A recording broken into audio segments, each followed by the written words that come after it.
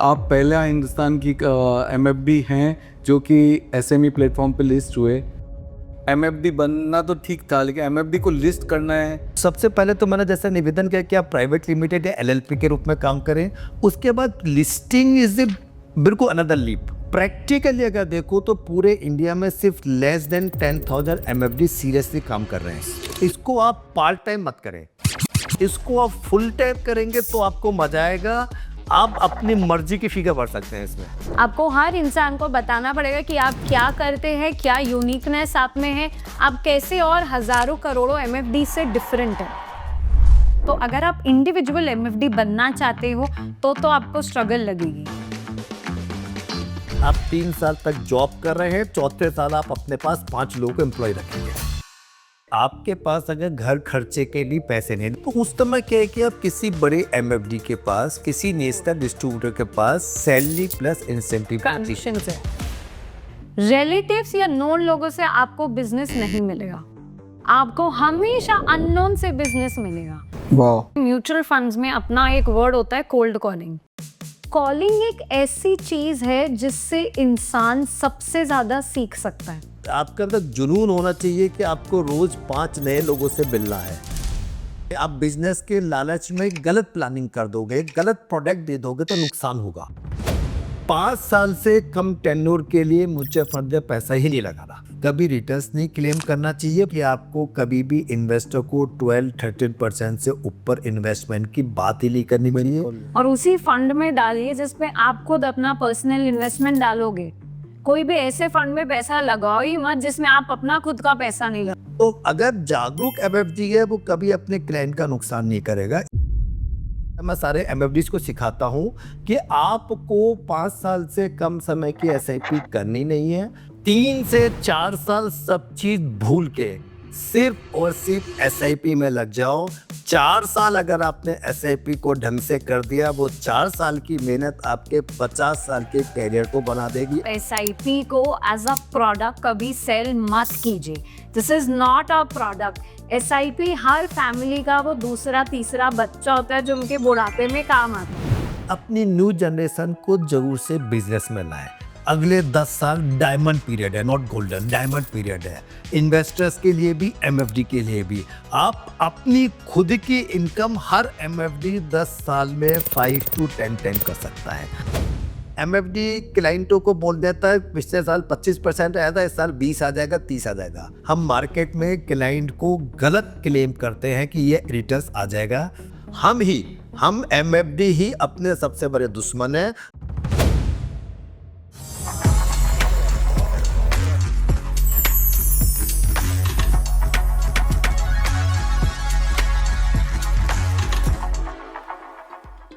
स्वागत है आपका billionaire code series powered by Nirmal Bang में। कुछ कहानियां नंबर से शुरू होती है और कुछ कहानियां सही डिसीजन मेकिंग से। 12th स्टैंडर्ड में बहुत सारे बच्चे अपने फ्यूचर की प्लानिंग कर रहे होते हैं। उस समय उनकी डॉटर ने उनके बिजनेस को ज्वाइन करके इस इंडस्ट्री की बारीकियों को समझने का प्रयास किया। 13 साल का सफर, 27,000 इन्वेस्टरों का भरोसा और 560 करोड़ का AUM। पर यह कोई स्टैटिस्टिक्स नहीं है, एक फादर एंड डॉटर की जोड़ी की बिजनेस बिल्ड करने की जर्नी है, जिन्होंने एमएफडी बिजनेस में सिर्फ पोर्टफोलियो नहीं, एक सोच को बिल्ड कर रहे हैं। ये पहले एमएफडी है जिन्होंने अपने आप को एसएमई प्लेटफॉर्म पे लिस्ट करवाया है। इनके लिए इन्वेस्टर एजुकेशन मार्केटिंग नहीं, एक रेस्पॉन्सिबिलिटी है। मिलते हैं राजेश जी एंड उनकी बेटी रितिका सोडानी से। स्वागत है राजेश जी एंड रितिका आपका बिलियनर कोड सीरीज में। तो राजेश जी, आप कैसे शुरुआत करी आपने ये एमएफडी बनने की जर्नी? क्या बात है, बहुत प्यारा सवाल पूछा। बेसिकली मैंने अपना कैरियर स्टार्ट किया एज ए LIC एजेंट। और LIC एजेंट के साथ LIC मीन्स HDFC लाइफ की इंश्योरेंस पॉलिसी बेचते थे और बहुत अच्छा धंधा करते थे। उसके अंदर शुरू से मेरे में कमी रही, कोई भी काम करो टॉप 3 चाहिए, तो उसमें 8-9 MDRT, 2 COT, 2 TOT करी। अब वो इतना सब काम करके एक हम म्यूचुअल फंड्स के सेशन में गए। एक दिल्ली एक कंपनी ने सेशन रखा, मुझको बुलाया। अब वहाँ पर 2 दिन का सेशन, और जो मेरे से इंश्योरेंस में काफ़ी जूनियर थे उन सबको डायस पे प्राइज मिल रहे हैं और मैं अपना पीछे लास्ट सीट पे बैठा हुआ हूँ। मैंने कहा ये क्या हो रहा है? तो उन्होंने प्रोग्राम ख़त्म होने से पहले एक फीडबैक फॉर्म दिया।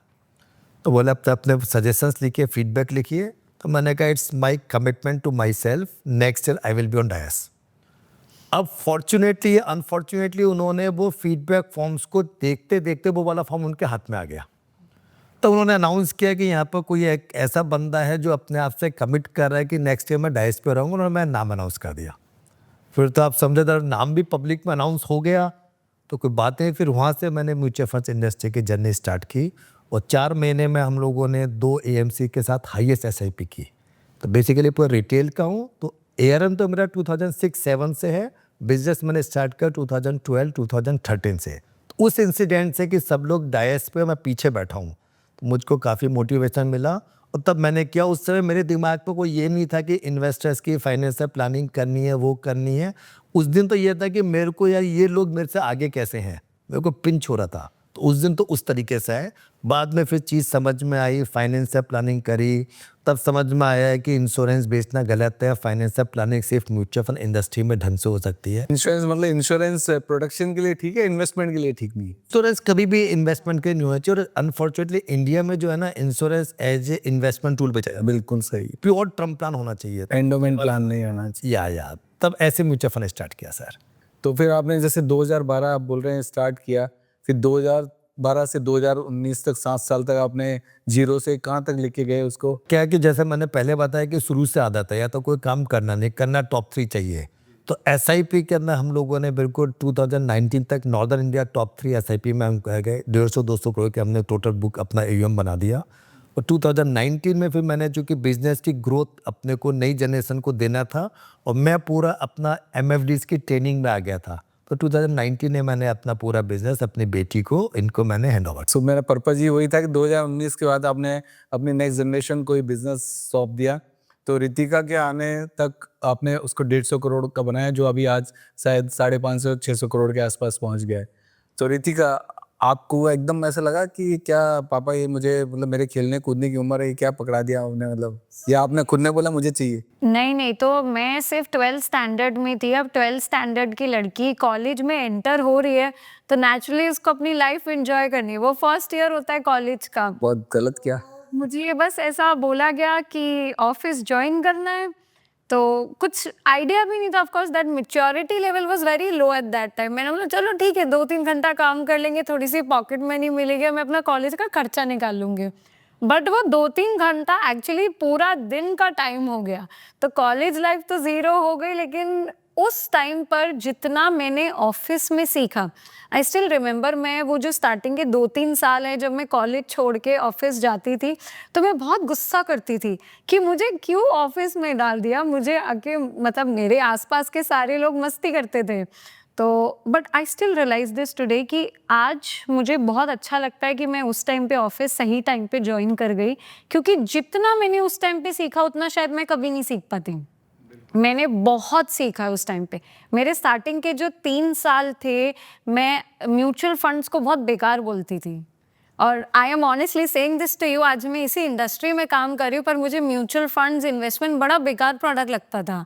लेकिन आज मुझे रियलाइज होता है कि वो 3-4 साल मेरी जर्नी के आई थिंक बेस्ट थे, जो मुझे यहाँ पे इन्होंने सीखा। दंगल मूवी का वो डायलॉग है ना, when Aamir Khan pushes their daughters, वो पानी में डाल के वो तैरते और बोलते कि जाओ खुद तैर लो, हर बार मैं नहीं आऊँगा बचाने। तो मेरे साथ भी एग्जैक्टली यही हुआ कि वैसे एक पुश दे दिया, जो करना है अब करो, अब सिखा दिया, मैं नहीं आऊँगा बचाने। तो ये बहुत ही, मतलब तो पहला तो यूनिक काम आपने ये किया कि 12 साल की लड़की को बोला ज्वाइन करो। और दूसरा जो मुझे, जिसके लिए एक्चुअल में हमारा मेन पर्पस था आपसे मिलने का, आप पहला हिंदुस्तान की MFD हैं जो कि SME प्लेटफॉर्म पे लिस्ट हुए। तो ये जो वैल्यूएशन क्रिएट किया आपने अपने इन्वेस्टर्स के लिए, या आपने जो भी आपके जो इन्वेस्टर्स हैं आपके साथ में जुड़े हुए हैं, तो ये ख्याल कैसे आया कि MFD बनना तो ठीक था, लेकिन MFD को लिस्ट करना है, वो भी शेयर उसके स्टॉक एक्सचेंज के प्लेटफॉर्म पे, तो ये कैसे सोचा आपने ये सब? इसका इज़ द लिमिट। सबसे पहले MFD बन के हम लोगों ने पूरा रिटेल का काम किया। लोगों का विश्वास इतना था कि SIP फाइनेंशियल प्लानिंग, आज भी क्या है, इंडिया में 5% लोगों की प्रॉपर फाइनेंशियल प्लानिंग है। तो फाइनेंशियल प्लानिंग करते करते समझ में आया कि जो हमारे अच्छे इन्वेस्टर्स हैं उनकी कैसे वेल्थ क्रिएट हो। इंडिया में सब लोग बोलते हैं हम लॉन्ग टर्म इन्वेस्टर्स हैं, अगर आप देखेंगे रिकॉर्ड तो 5 to 7% लोग हैं जो अपना 10 साल से ऊपर इन्वेस्टमेंट करते हैं। हमने कहा इक्विटी मार्केट, चूँकि ये इंडस्ट्री सबसे ज़्यादा ग्रो करेगी, mutual fund industry, equity market 2035 तक हम लोगों के यहाँ पे 50 करोड़ लोग इन्वेस्टर हो जाएंगे। तो मैंने कहा इसके अंदर ग्रो करेगी, इस इंडस्ट्री को ग्रो करना है तो अपने इन्वेस्टर्स को पैसे कमा के दें।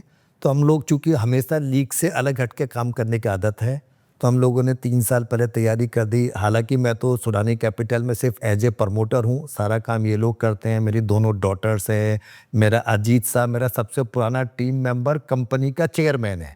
आप देखिए even after being my daughter's company का चेयरमैन कौन है? जो सबसे पुराना टीम मेंबर अजीत साहब, जिससे टीम के अंदर आगे बढ़ने की रहे।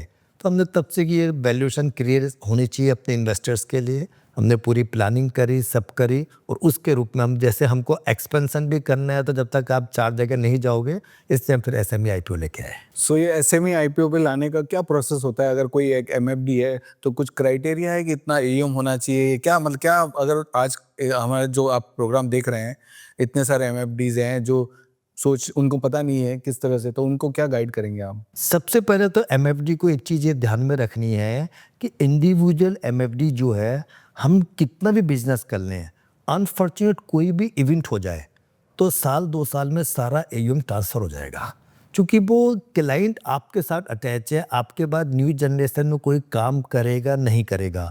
तो मैं सारे एमएफडीज़ को एक तो ये राय देना चाहूँगा कि वो एक तो प्राइवेट लिमिटेड या एलएलपी के रूप में ही काम करे, इंडिविजुअल कैपेसिटी में काम करना बंद कर दे। तब क्या है कि प्राइवेट लिमिटेड या एलएलपी होल टाइम रहेगी, तो आपके इन्वेस्टर्स को हमेशा आपके यहाँ पे सर्विस मिलेगी, आपका ट्रेल कमीशन ज़िंदगी भर रहेगा। सेकेंड थिंग्स, ये इससे अच्छी इंडस्ट्री कोई नहीं है। बिल्कुल। मतलब समझे कि इसके अंदर आपकी इंटेंशन अच्छी हो, इन्वेस्टर्स आप पे फेथ करते हैं अगर आपकी इंटेंशन अच्छी हो, और आप कितना भी unlimited amount you can earn, unlimited. कौन सा धंधा ऐसा है कि जिसमें आप अनलिमिटेड अमाउंट कमा सकते हैं? आपको सिर्फ अपनी नॉलेज पे, अपने स्किल पे पैसा खर्च करना है, अच्छी टीम, अपनी आपको हमेशा नॉलेज को अपग्रेड करते रहें, तो इसके अंदर बहुत अच्छी कमाई है। तो एमएफडीज़ को ये कि आप प्राइवेट लिमिटेड में कन्वर्ट करें, और सेकंड अपनी न्यू जनरेशन को जरूर से बिजनेस में लाएं। जैसे आप देखें ना, डॉक्टर्स का मोस्टली बच्चा डॉक्टर ही निकलेगा, बड़े एडवोकेट के घर में। तो ये इस प्रोफेशन को करते हुए हमको बहुत प्राउड महसूस होता है कि हमने कितने हज़ारों घरों के अंदर हमने उनकी प्रॉपर फाइनेंशियल प्लानिंग करके उनके लिए वेल्थ क्रिएट करी, उनके बच्चों की एजुकेशनल प्लानिंग करी, बच्चों के लिए एजुकेशन प्लानिंग के साथ उनकी खुद की रिटायरमेंट प्लानिंग करी। तो ये बहुत प्राउड मतलब मोमेंट रहता है इसमें। तो ये जो एसएमई प्लेटफॉर्म का जो प्रोसेस है, उसमें क्या कॉस्ट आती है और क्या मतलब बेनिफिट्स क्या होते हैं सबसे ज़्यादा? सबसे पहले तो मैंने जैसे निवेदन किया कि आप प्राइवेट लिमिटेड या एलएलपी के रूप में काम करें। उसके बाद लिस्टिंग इज ए बिल्कुल अनदर लीप। कोई जरूरी नहीं कि हर व्यक्ति लिस्टिंग कर रहा है। लिस्टिंग के लिए देखिए इसमें कंप्लाइंस बहुत ज़्यादा है, कंप्लाइंस के साथ साथ आपका ईयरली खर्चा बहुत ज़्यादा है। 30-40 लाख रुपए का आपका फिक्स ईयरली खर्चा है। तो मैं ये बोलूँगा कि आप लिस्टिंग अगर कराएं तो आप सीरियस प्लेयर हो, आपका लॉन्ग टर्म हो। अदरवाइज प्राइवेट लिमिटेड एलएलपी जरूर करनी है। Listing is not a easy cup of T सबके लिए कि नहीं है, उसके अंदर काफ़ी पूरा साल भर मेहनत मिनिमम करनी पड़ती है। लिस्टिंग का फ़ायदा क्या है कि आपके सारे अकाउंट्स बहुत अच्छे हो जाते हैं, आप कंप्लाइंस को पूरे ढंग से फॉलो करते हैं। आपके यहाँ एक एक चीज़, आपको कोई भी बड़ा काम करने से पहले अपने शेयर होल्डर्स की परमिशन लेनी है, पूरा आपका अलग हो जाता है। और इन्वेस्टर्स को ये फेथ होता है कि this is a listed player, तो यहाँ पर कोई भी इनके साथ में कंप्लाइंस का इशू नहीं रहेगा, सारा काम बहुत अच्छा रहेगा। सो कंप्लाइंस से एक तो चीज़ें ट्रांसपेरेंट हो जाती है, बहुत ट्रांसपेरेंट हो जाता है। सेकंड थिंग है कि इससे आपके इन्वेस्टर्स, नए इन्वेस्टर्स जुड़ने में आसानी होती है क्योंकि उनको लगता है कि ये लिस्टेड है। नेशन वाइड अप्रोच हो जाती है और आपकी एक गुडविल में, क्रेडिबिलिटी में बहुत इजाफा होता है। बट लेकिन जो आप बोल रहे हैं 30 से 40 लाख का स्पेंड है एनुअली, तो उसके सामने बेनिफिट्स बहुत ज़्यादा है, अनलिमिटेड बेनिफिट्स हैं। अगर आपको लंबी रेस का घोड़ा बनना है तो मेरा ये मानना है कि अगले 5 साल में ट्रेल है ना 40-50 पैसा रह जाएगी। तो आपको आपस में कई एमएफडीज को मर्ज होना पड़ेगा, तो ये आप सक्सेसफुल हो पाएंगे। अभी हमारे इंडस्ट्री में कमी क्या है? अभी इंडस्ट्री को 10 लाख से ज़्यादा एमएफडी की ज़रूरत है। प्रैक्टिकली अगर देखो तो पूरे इंडिया में सिर्फ लेस देन 10,000 एमएफडी सीरियसली काम कर रहे हैं। ये तो अभी आप लोग काफ़ी कॉर्पोरेट हाउस आए हैं, वो काम कर रहे हैं, काफ़ी बैंक और एएमसीज भी डायरेक्ट सेलिंग करने लगी हैं, अच्छी बात है। बट अभी भी इतनी गुंजाइश है कि आप सोच नहीं सकते। मैं आपके माध्यम से नए लोगों से रिक्वेस्ट करना चाहता हूँ, अपील कि इससे अच्छा बिजनेस कोई नहीं है। इसको आप पार्ट टाइम मत करें, इसको आप फुल टाइम करेंगे तो आपको मजा आएगा। आप अपनी मर्जी की फिगर भर सकते हैं इसमें। इसमें आपके अंदर जुनून होना चाहिए कि आपको रोज 5 नए लोगों से मिलना है। आप समझिए कि आज हमारे हर फील्ड में ऐसे क्लाइंट्स हैं कि हमको हर चीज़ 3-4-5% सस्ती मिल जाती है मार्केट के मुकाबले, क्योंकि हमारे उन सबसे फैमिली रिलेशंस हैं। किसी भी शहर में, किसी भी मतलब जयपुर, राजस्थान में, तो किसी भी धंधे में आप हमारे पास में हर चीज़ का होलसेलर मिल जाएगा। तो आपकी नेटवर्किंग कितनी स्ट्रांग होती है, कितना काम होता है। तो ये बहुत अच्छी लाइन है और इसको बस फुल टाइम करें। बिल्कुल। पार्ट टाइम करेंगे तो आप सक्सेस नहीं होंगे, पार्ट टाइम अधूरा काम हो जाता है। और इन्वेस्टरों के साथ बिल्कुल न्याय करें, उनको पूरी सर्विस दें। Best industry sir. सो जो पापा इतना जो आपको बात कर रहे हैं, तो आपको क्या लगता है इसके अलावा आपने क्या, मतलब ये तो जैसे आपके घर में ही ट्रेनिंग हो गई, बट आपने खुद ने प्रैक्टिकली क्या सीखा जो कि आपको लगता है एज ए यंग एमएफडी को ये ध्यान रखना चाहिए, जो गलतियां आपको लग रही है कि ये नहीं, मतलब इन गलतियों से बचा जा सकता था और आपको जरूरत ही नहीं पड़ी क्योंकि आपके पीछे बहुत स्ट्रांग बैकअप था। बट जिनके पास में ऐसा बैकअप नहीं है और जो यंग एमएफडी आना चाहते हैं, जो आपको शुरू में जो 3 साल खराब लगे या स्ट्रगल वाले लगे, बट आज आपको ये बहुत ही ज़्यादा प्यार आ रहा है इस इंडस्ट्री पे, तो उनको किस तरह से आप मोटिवेट करोगे यंग एमएफडीज को जो कि जस्ट पास आउट हो रहे हैं और जिन्होंने अभी जस्ट ग्रेजुएशन किया है, जैसे कि नेक्स्ट 5 साल में 10 लाख एमएफडी लगेंगे, तो आप कैसे उनको प्रेरित करोगे कि आप ये इंडस्ट्री को ज्वाइन करो? सबसे पहले एक चीज़ होती है, म्यूचुअल फंड्स में अपना एक वर्ड होता है कोल्ड कॉलिंग। लोग कॉलिंग के नाम से इतना घबराते हैं, क्योंकि मैं भी बहुत घबराती थी कि हम कॉलिंग करके कुछ बेच क्यों रहे हैं, हम वो लायक है ही नहीं। तो कॉलिंग एक ऐसी चीज़ है जिससे इंसान सबसे ज़्यादा सीख सकता है। मैंने कभी भी अपने नोन लोगों को, अपने दोस्तों को, अपने रिलेटिव्स को म्यूचुअल फंड्स की बात ही नहीं करी। रिलेटिव्स या नोन लोगों से आपको बिजनेस नहीं मिलेगा, आपको हमेशा अननोन से बिजनेस मिलेगा। हमेशा आप एज ए नए अगर आप कभी जुड़े तो आप क्या करोगे, अपने जान पहचान वालों को बोलोगे, वो आपको बिजनेस धंधा नहीं देंगे। जो अनजान होगा वो फिर भी आप पे भरोसा करेगा और आपको बिजनेस देगा। ये इंडस्ट्री का जो ग्रोथ प्रोसेस है ना, वो मतलब जैसे इन्होंने बोला कि sky is the limit, it's very true, sky is the limit, लेकिन पेशेंस रखना बहुत ज़रूरी है। अब मैं भी जब नई नई आई थी 12th के बाद, तो मेरे को क्या ना पैसा चाहिए था, वो जुनून होता कि मुझे भी पैसा कमाना है, और ये जुनून आज तक हर इंसान में होगा। लेकिन पैसा धीरे धीरे बनता है, कंपाउंडिंग धीरे धीरे होती है, पैसा भी धीरे धीरे बनता है। ये चीज़ ध्यान रखनी पड़ेगी। इसमें ऐसा कुछ प्रोसेस नहीं कि आप एक दिन में इतना कमा लोगे, 1 महीने में इतनी इनकम पर आ जाओगे, नहीं। This is one of the best and the most finest business, provided you have patience. Patience, धैर्य रखोगे, आप उतना कमा सकते हो जितना शायद आपके आसपास के दोस्त नहीं कमा सकते, ये मैं बोलूंगी। लेकिन अभी जो आसपास के दोस्त, तो इनिशियल में जैसे सैलरी अच्छी मिल रही है और ये इनिशियल का 3 साल का स्ट्रगल है जब कुछ नहीं मिल रहा है, तो वो 3 साल कैसे सरवाइव करने की, जो इनिशियल जब तक आपका एक से 50-100 करोड़ का ईएम नहीं बनता है, तब तक कैसे सरवाइव करने का? तब तक सबसे पहला तरीका होता है, या तो अगर आप इंडिविजुअल एमएफडी बनना चाहते हो तो आपको स्ट्रगल लगेगी। वो 3 साल तो शुरू के बहुत मेहनत और स्ट्रगल वाले साल हो गए, लेकिन उस वक्त है ना, मैं इस बात पे लकी मानती हूँ कि मेरे पास एक गाइडेंस थी, एक गुरु थे, जहाँ से मुझे मेरा क्लाइंट बेस और मुझे मेरा सेटअप मिला। अगर वो चीज़ मुझे नहीं मिलती तो मेरे वो 3 साल के बजाय आज 6 साल 8 साल भी हो जाते। अभी हम बॉम्बे में आए, बॉम्बे नया नया है, तो मेरे भी शुरू में अब वो स्ट्रगल 3 साल वापस एकदम नई की तरीके से शुरू हो जाएगी, क्योंकि यहाँ पे कुछ सेटअप नहीं, कुछ गाइडेंस नहीं, वो 3 साल नए जमाने पड़ेंगे। और उसके लिए आपको घर घर जाना पड़ेगा, आपको हर इंसान को बताना पड़ेगा कि आप क्या करते हैं, क्या यूनिकनेस आप में है, आप कैसे और हजारों करोड़ों एमएफडी से डिफरेंट है, वो बहुत जरूरी है। बट लेकिन पेट कैसे, मतलब मेन तो पैसा चाहिए, थोड़ा तो एटलीस्ट घर चल रहा है। आपका कैपिटल इन्वेस्टमेंट उसमें लगेगा 3 साल तक 100% लगेगा। 3 साल नहीं होती कमाई। तो जो अगर किसी के पास नहीं है तो वो कैसे? उसमें फिर एक उसमें, तरीका हाँ। ऐसा भी हो सकता है, मैं बताऊं आपको। जैसे हम कई एमएफडीज को सलाह देते हैं कि आपके पास अगर घर खर्चे के भी पैसे नहीं, देखो एंड ऑफ द डे सबसे पहले चाहता है कि मेरे घर खर्चे के पैसे पूरे हो। तो उस समय क्या है कि आप किसी बड़े एमएफडी के पास, किसी नेशनल डिस्ट्रीब्यूटर के पास सैलरी प्लस इंसेंटिव भी चेक Condition पे करो, क्योंकि मेरा अगर पेट भरा हुआ होगा तो मैं आगे सोच पाऊंगा, और मेरा पेट खाली रहेगा तो ये सब किताबी बातें हैं कि फाइनेंशियल फ्रीडम मिल जाएगी, ग्रोथ हो जाएगी, कंपाउंडिंग हो जाएगी। तो एक एक्स सैलरी प्लस इंसेंटिव, चाहे फिक्स सैलरी कम हो उतनी जितनी मुझे घर खर्चे के लिए चाहिए, प्लस इंसेंटिव, तो वहाँ पे वो 2-3 साल काम करके कई चीज़ों को सीखेगा, अपनी कमियों को समझेगा। और एक एमएफडी को एक अपनी डायरी जरूर मेंटेन करनी चाहिए डेली बेसिस पे कि कहाँ कहाँ कमी आ रही है। तो अगर वो 2-3 साल जॉब करेगा तो वो एक उसका खर्चे के लायक बेस बन जाएगा। और आपने अगर सिर्फ एक ही गुरु मंत्र है, भी अपने 5 दिन का वीक मानता हूं मैं, एक दिन प्लानिंग करते, एक दिन रेस्ट हो गया, 5 दिन के वीक में आपने 20 लोगों से मुलाकात करनी है। स्टार्टिंग में 20 नए लोग, जैसे जैसे काम बढ़ जाएगा 10 नए लोग, 10 पुराने लोग। बिजनेस जीरो मानो, आपका नॉलेज होना चाहिए, आप उसको इन्वेस्टर्स के पक्ष की बात कर रहे हैं। बिजनेस आपके पीछे 2 साल 3 साल बाद इतना भागेगा कि आप लिख लीजिए, आप 3 साल तक जॉब कर रहे हैं, चौथे साल आप अपने पास 5 लोगों को एम्प्लॉय रखेंगे। इतनी तेजी से पर निराश नहीं होना अगर बिजनेस नहीं आता है तो। सो जैसे इतनी देर में बात हो रही है कि नॉलेज मेन है, नॉलेज, तो नॉलेज कहाँ से गेन किया आपने? मतलब पापा के अलावा कोई और सोर्स था? सब कुछ प्रैक्टिकल मिलता है। जब मैं फील्ड में जाती हूँ, मैं किसी से मिलती हूँ, उससे 2 सवाल पूछती हूँ, वो मुझसे 5 सवाल पूछेगा, वो नॉलेज है।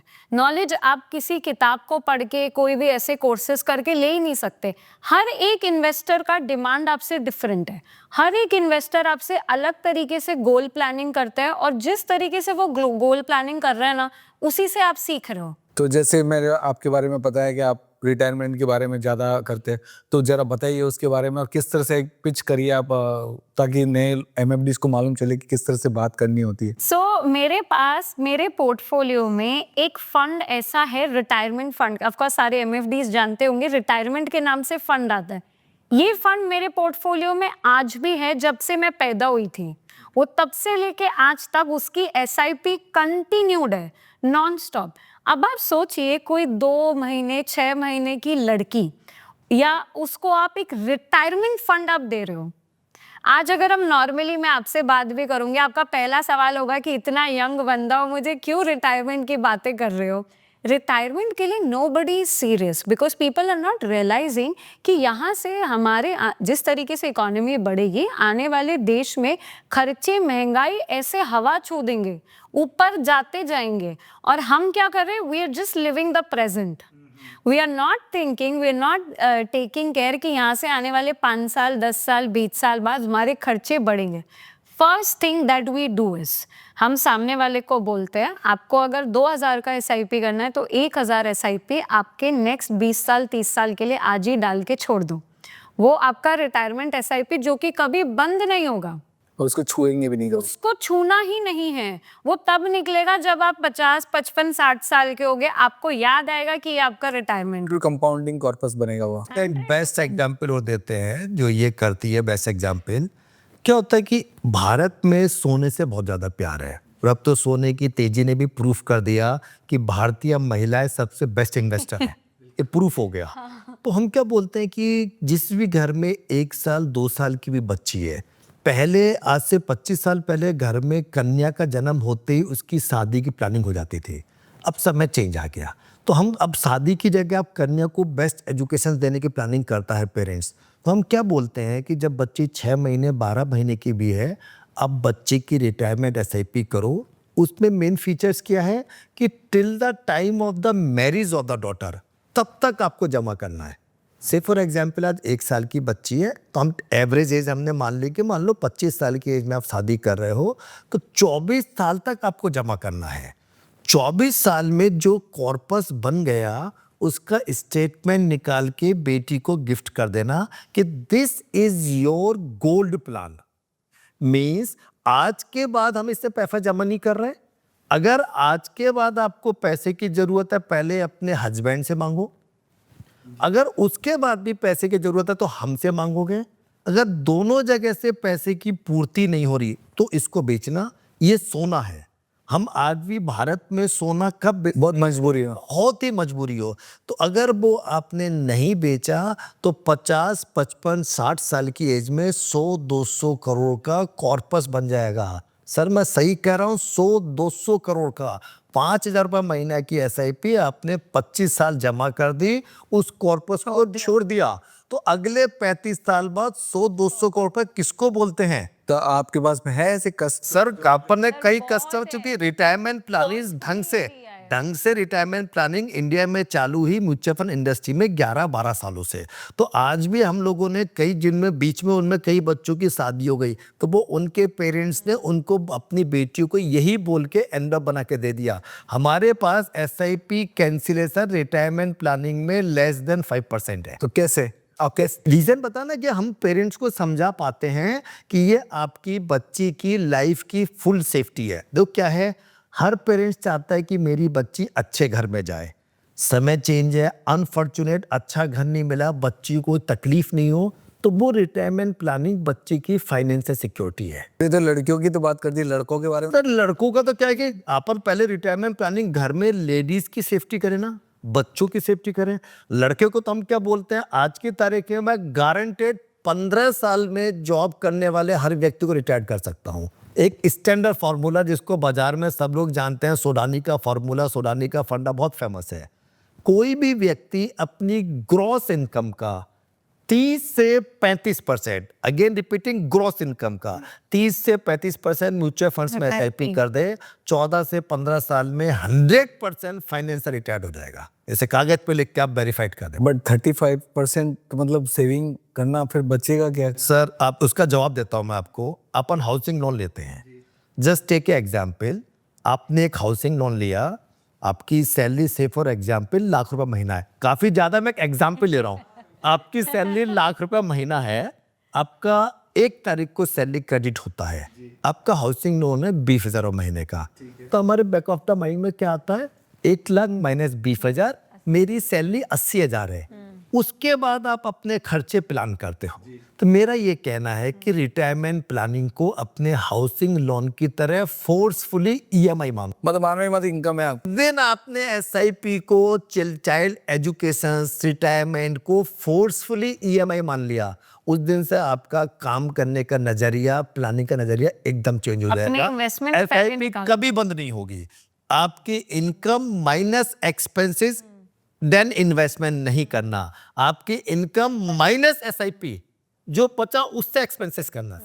बट ये सुनने में, समझने में बहुत अच्छा लगता है, बट लेकिन मार्केट की जो अप्स एंड डाउन होती है, तो लोग देखते हैं अपना पोर्टफोलियो, उसमें अगर उनको लग रहा है कि कहीं कहीं, मतलब सारी स्कीम में नहीं, लेकिन कहीं नेगेटिव आ रहा है या कहीं ऊपर नीचे हो रहा है, कहीं स्कीम में 15% है, किसी में 22 है और किसी में 6% है, तो फिर आप वो उसको कैसे मैनेज कर? कुछ थंब रूल्स हैं म्यूचुअल फंड इन्वेस्टमेंट के। सबसे पहला थंब रूल, 5 साल से कम टेन्योर के लिए म्यूचुअल फंड में पैसा ही नहीं लगाना।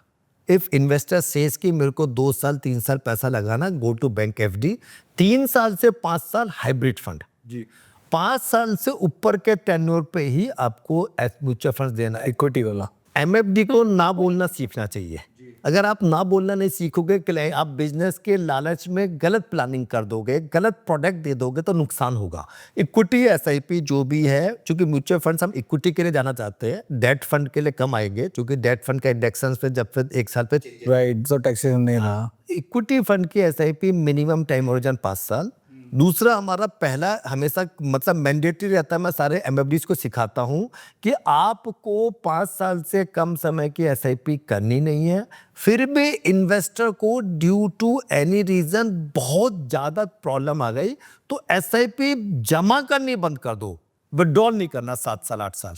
ठीक है, पॉज कर दो। या जिस दिन आप इन्वेस्टर को समझाओगे, क्या होता है, इन्वेस्टर को पैसे की जरूरत है, बैंक FD भी है, गोल्ड भी है, रियल एस्टेट भी है, शेयर्स भी है, म्यूचुअल फंड्स भी, वो तुरंत म्यूचुअल फंड पर कैची मारता है। तो ये समझाना कि ये म्यूचुअल फंड नहीं है, ये आपकी उसकी बेटी का नाम बता के कि ये उसका रिटायरमेंट है, ये तेरे उन बच्चों का फाइनेंशियल प्लानिंग हायर एजुकेशन है।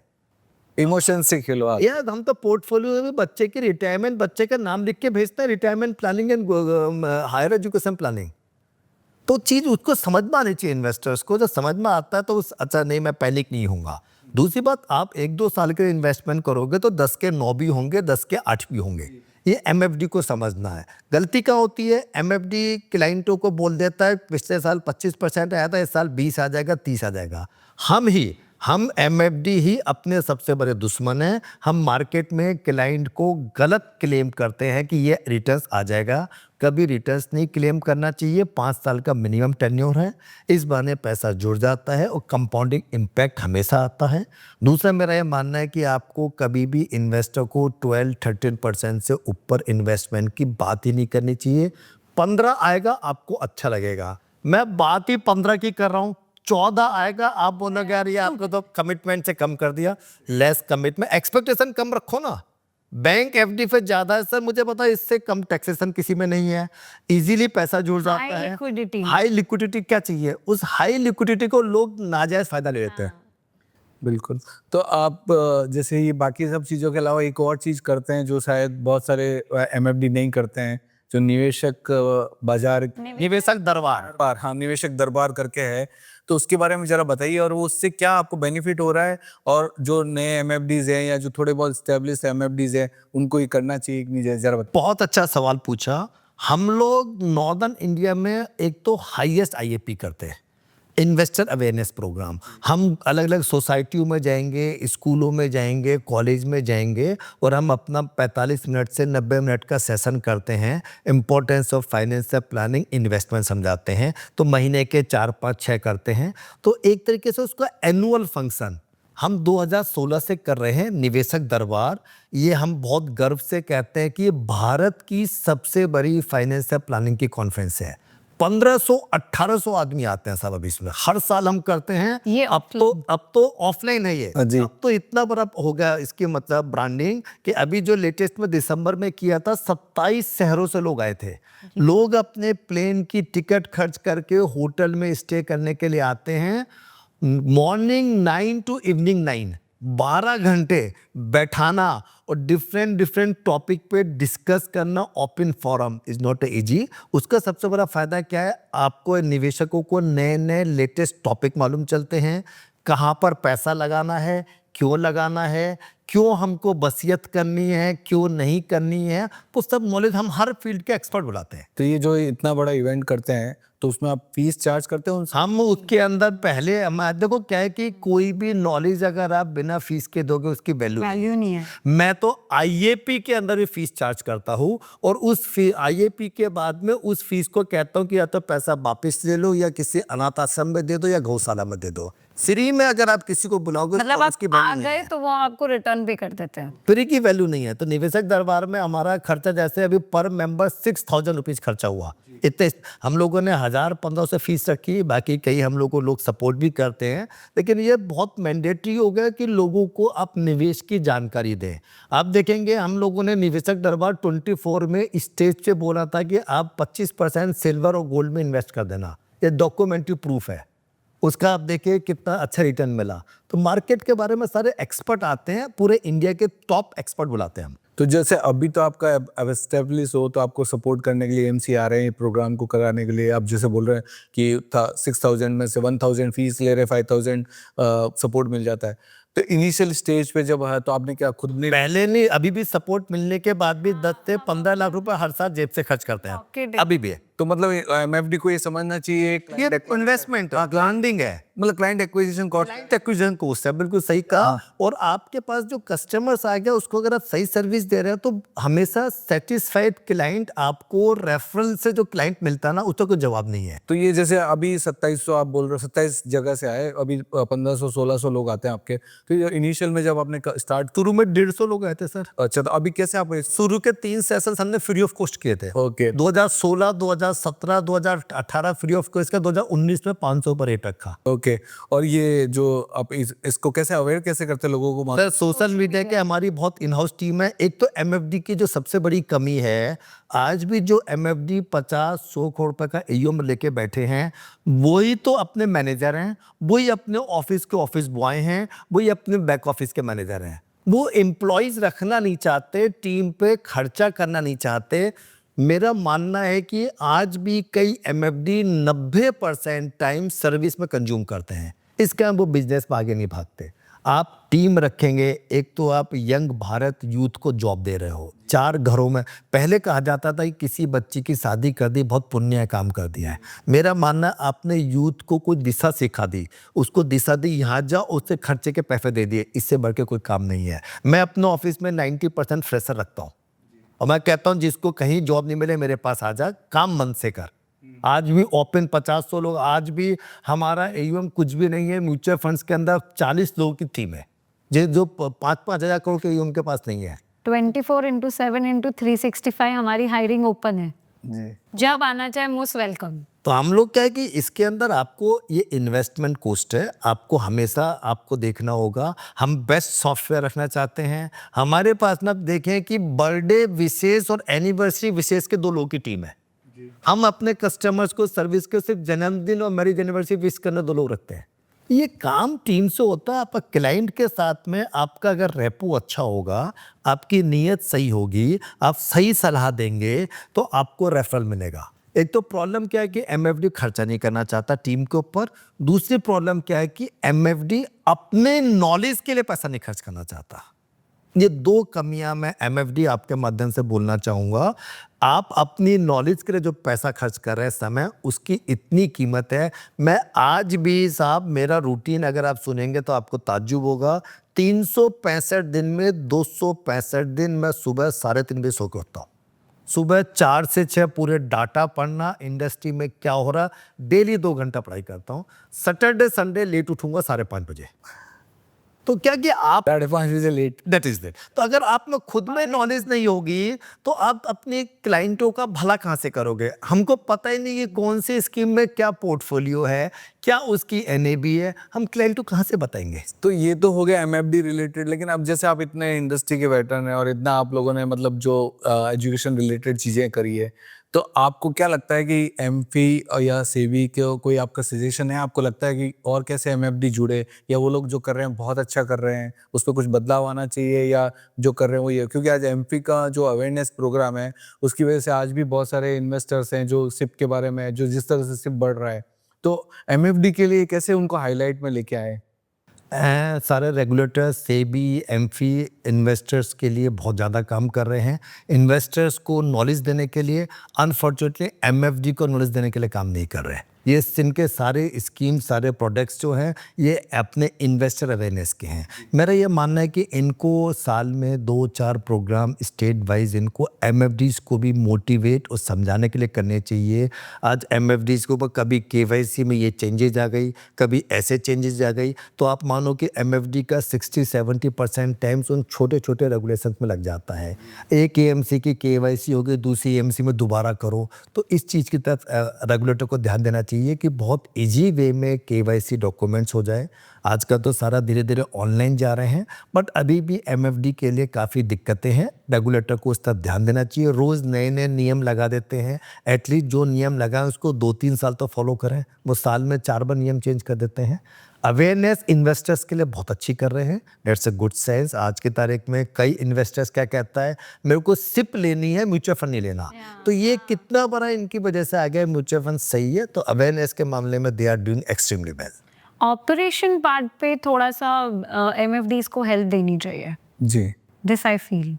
और नेक्स्ट 5 साल क्या लग रहा है आपको, या 10 साल क्या लग रहा है? आप लोग अपने आप को कहाँ पहुँचाना चाह रहे हैं? भारत विकसित कंट्री हो जाएगा, ये सबको पता है। हम लोग इतने लक्की हैं कि हम भारत को विकासशील से विकसित होता हुआ देखेंगे।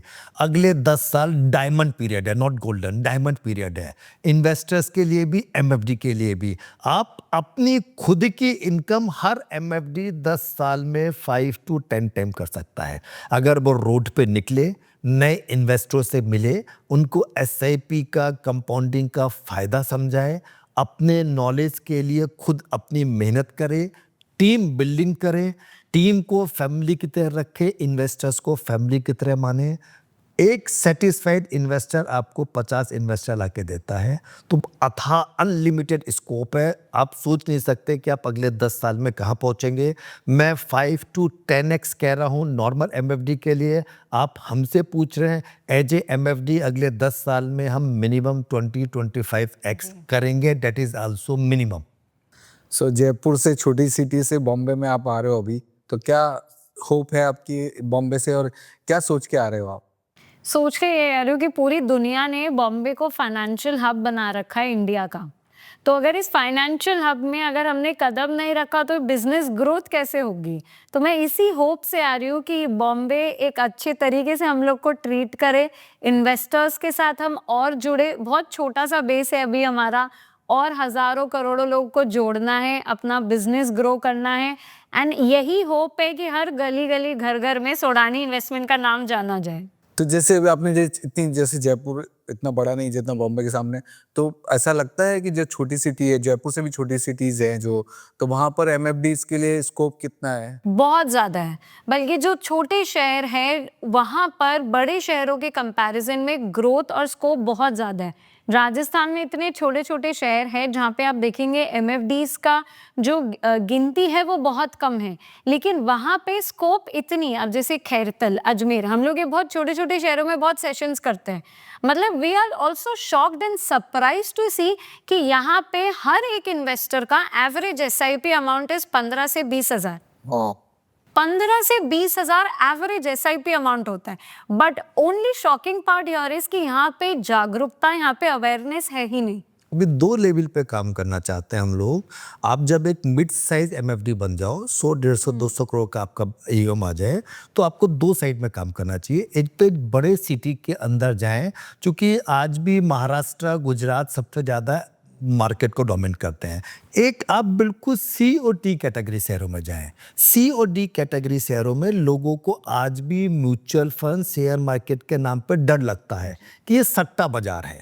तो उनको समझाओ, शुरू में जहाँ पे इन्वेस्टर बिल्कुल घबराया हुआ है उसको लिक्विड फंड से समझाओ, फिर हाइब्रिड फंड से लगाओ। हम शुरू में ही अगर इन्वेस्टर को स्मॉल कैप या मिड कैप दे देंगे और 6 महीने बाजार खराब हो जाएगा तो भाग जाएगा। तो हम इक्विटी एमएफ के लिए बहुत क्लियर समझाते हैं कि ये प्रोडक्ट भैया 5 साल 7 साल का है, या अच्छा आपको इक्विटी से डर लगता है, आप लिक्विड फंड में पैसा डालिए, उस लिक्विड फंड का इंटरेस्ट की एसआईपी कर दो, तो आपका प्रिंसिपल तो आपके पास है। जब वो 2 साल 3 साल में देखता है 12, 14, 15% रिटर्न आ गए, वो खुद कहता है साहब मेरी एसआईपी 10,000 से बढ़ा दो, 50,000 से कर दो, 25 से कर दो। तो इन्वेस्टर्स का व्यवहार देख के उसको धीरे धीरे लाना है। कई एमएफडीज गलती करता रहे, यार ये मुर्गा फंस गया, इसकी तुरंत एसआईपी कर दो। और अच्छा उन एमएफडीज तो खुद को नहीं पता है कि मिड कैप स्मॉल कैप में क्या रिस्क है। तो अगर जागरूक एमएफडी है वो कभी अपने क्लाइंट का नुकसान नहीं करेगा। इससे एमएफडी को खुद के नॉलेज के ऊपर अपना समय और पैसा जरूर खर्च करना चाहिए, और उसी फंड में डालिए जिसमें आप खुद अपना पर्सनल इन्वेस्टमेंट डालोगे। कोई भी ऐसे फंड में पैसा लगाओ ही मत जिसमें आप अपना खुद का पैसा नहीं लगाओ। हम अपनी पूरी एसआईपी अपने खुद के फंड की इन्वेस्टर को दिखाते हैं। और मैं प्राउडली कह सकता हूँ मेरी 2 बेटी और 1 बेटा है। बड़ी बेटी आपके सामने बैठी है, छोटी बेटी 24 साल की, बेटा 19 साल का। तीनों फाइनेंस से रिटायर्ड है। Only through our mutual funds SIP. बहुत बढ़िया लग रहा है और काफ़ी मोटिवेशनल था आपसे बात करने का। और मुझे लगता है कि काफ़ी एमएफडीज से जो बिल्कुल साइडलाइन में है, पार्ट टाइम कर रहे हैं, वो फुल टाइम करने के लिए प्रेरित होंगे। और जो एमएफडी जो मिड साइज हैं, 100 करोड़ 200 करोड़ पे बैठे हैं, वो अपने आप को नेक्स्ट लेवल पे ले जाने के लिए, लिस्ट कराने के लिए भी आपसे काफ़ी प्रेरित होंगे। आपको कैसा लगा ये हमारा इनिशिएटिव जो चाहते हैं हम, ताकि काफ़ी एमएफडी नए जुड़ें और जो साइडलाइन में है वो फुल टाइम में आए? तो बिलियनर कोड सीरीज के बारे में अगर आप... सबसे पहले तो निर्मल बंग नाम से मेरे को पर्सनल इतना अटैचमेंट है कि वो क्या सक्सेस थी, क्या चीज़ थी। मैं निर्मल बंग से फ्रॉम द लास्ट 30 ईयर से जुड़ा हुआ हूँ। तो उनका एक जो नया ये कॉन्सेप्ट इतना अच्छा लग रहा है कि ये एमएफडी आम एमएफडी के लिए सोच रहे हैं। आपने मुझको, मेरी बेटी को यहाँ पे बुलाया तो लग रहा है बिल्कुल हम घर में आए हैं। और एमएफडी चूँकि मेरा परिवार है, मैं आज भी 3,3500 एमएफडी से डायरेक्ट टच में हूँ अक्रॉस द इंडिया। तो मुझको आपके माध्यम से अपने भाइयों से, बहनों से बात करने का मौका मिल रहा है। मैं ये कहना चाहूँगा कि इससे अच्छा बिजनेस नहीं है। 3 से 4 साल सब चीज़ भूल के सिर्फ और सिर्फ एसआईपी में लग जाओ। 4 साल अगर आपने एसआईपी को ढंग से कर दिया, वो 4 साल की मेहनत आपके 50 साल के कैरियर को बना देगी, आपकी नेक्स्ट जनरेशन को कैरियर को बना देगी। As a MFD also, as a investor also. Investors MFD दोनों के लिए पेशेंस चाहिए, 5 साल का समय चाहिए, तो ही पैसा बनेगा। तो ये कहना चाहता हूँ, आप बहुत अच्छा प्रयास कर रहे हैं और आप अपने एमएफडीज के लिए इतना अच्छा कर रहे हैं, सोच रहे हैं। आजकल लोग सोचते नहीं हैं। अगर आपने 50 एमएफडीज को मोटिवेट कर दिया तो वो 50 एमएफडीज 5000 क्लाइंटों को समझाएंगे, तो ये चेन ऐसे चलती जाएगी। तो तभी हमारा भारत विकसित होगा और ये हमारा छोटा सा प्रयास भारत को विकसित करने में आपका प्रयास एक बहुत महत्वपूर्ण योगदान देता thank you very much, thank you. है। पर मैं एक चीज जरूर बोलूंगी, स्पेशली टू ऑल दी एमएफडीज, कि आप एसआईपी को एज अ प्रोडक्ट कभी सेल मत कीजिए। This is not a product. SIP her family का वो दूसरा तीसरा बच्चा होता है जो उनके बुढ़ापे में काम आता है। बहुत बढ़िया। वो आपका प्रोडक्ट नहीं है। एसआईपी इज नॉट एलआईसी कि अपन ने वो किसी को बेच दिया। And thank you so much, आपने इतना अच्छा the job that you are doing creating awareness is amazing. Thank you. Thank you sir, नमस्कार। Thank you.